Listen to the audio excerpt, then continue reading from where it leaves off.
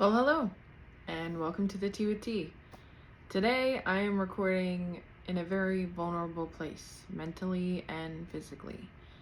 I am not wearing any makeup, I've not done anything to my hair, and I'm wearing my pajamas. I didn't post last week, and I almost didn't post this week because I had a lot going on in my life, and I just needed a break mentally. Also didn't really know what to talk about. But today, I'm going to talk about life after divorce before the age of 30 and how it is continuing to affect my life even now that I'm officially 30 years old. I turned 30, what's today? 5 days ago? And it feels different. I know it's just a number and I know it's just another day because I hardly celebrate my birthday anyways. But something feels different. Something shifted after I turned 30. Honestly, on my birthday. And it's crazy because one of my roommates asked me, like, do you feel different? And I was like, no, it's just another day.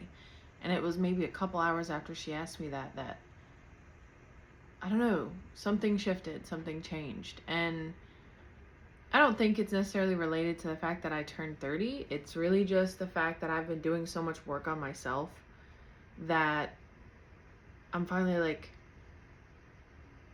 changing. I'm finally shifting within myself to become more of the person that I know that I want to be or that I truly am.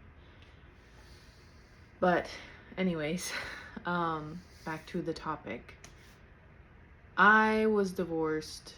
It actually wasn't finalized until September of 2025. So, really? It's not even been a year. Yeah, because in the state of North Carolina, you have to be separated for a year before you can file for divorce. And I left the end of December of 2023. So then we wouldn't have even been able to file until the end of December of 2024. And then it took, for a few different reasons, it took another 9 months for it to actually become finalized.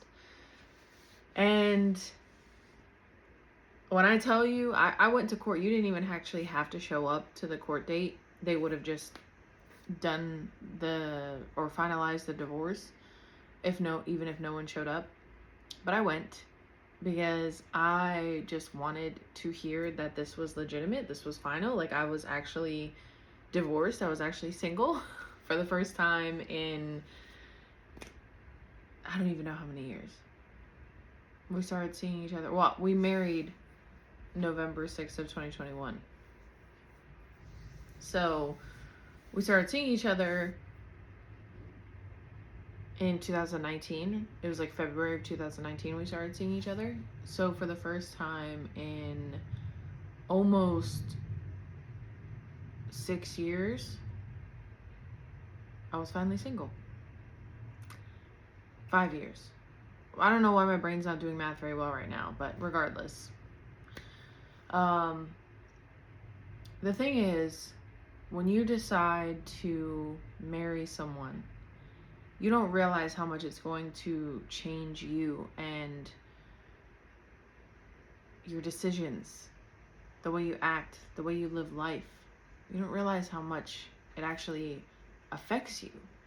And that's only if you're not at a place where you're not secure in yourself. If you've already completely discovered yourself, who you are, what you want out of life, and have this vision and are just headed in that direction, and then you meet someone who aligns with that vision and you guys decide to get married and have a family, whatever it may be, that's completely different in my opinion.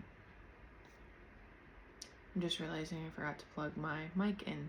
Even though it's literally right here behind my camera and the wire is just hanging there, I still forgot. Anyways. I feel like I'm not gonna cut this one. Like, I'm just gonna go for maybe 10 minutes and not even edit it and just let it be. Anyways. So if you are completely secure within yourself, I truly believe that marriage, relationships in general, are just different. Because when you are not completely secure in yourself, when you have insecurities, or you're not sure what your purpose is, or your life path, whatever you want to call it, then you are going to easily be influenced by your partner. Whatever they think, their opinions, whatever their life path may be, you may try and find yourself trying to fit in that somewhere because you haven't found yours yet. And I truly believe that's why I was never in many relationships. My marriage was only my second true relationship where we were actually like, yes, we're in a relationship. Everything else was just like situationships, so to speak. And the way it affected me, like, I became a whole different version of myself that I don't even recognize. I gained more weight. I was a hermit. I stayed in the house. I didn't want to socialize. I was just like this unrecognizable version of myself that I am so glad I got out of, because that is not me. That is not who I truly am, and that's not who I want to be. But I didn't realize that, because when I was in it, I thought that that was it for me. I had found my one, and I needed to make it work, regardless of all the negativity, the manipulation, the narcissism, the lying, the everything. And on both sides. Like, I lied, I made my mistakes, and so did she, and it was just not a good relationship. It was very toxic. There was a lot of not just arguing, but fighting, like, you know, almost getting physical type, yelling in each other's faces. Like, it was so toxic. And I'm so glad that I've gotten out of that now. But now that I am out of it, not only has it freed me and made me feel like I have this whole new lease on life, and I've been single ever since. I'm not opposed to being in a relationship, but I'm also not actively seeking it, because it'll come when it's meant to come.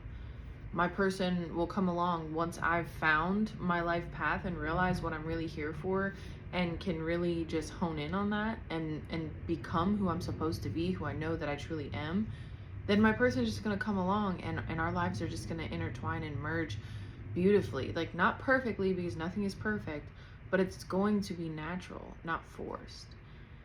And the bad side of it is learning how to be alone again, realizing that you made a lot of bad financial decisions, and because of that, you are unable to get your own place, and you have to live with roommates because you can't get approved for an apartment or a house, even if you made more.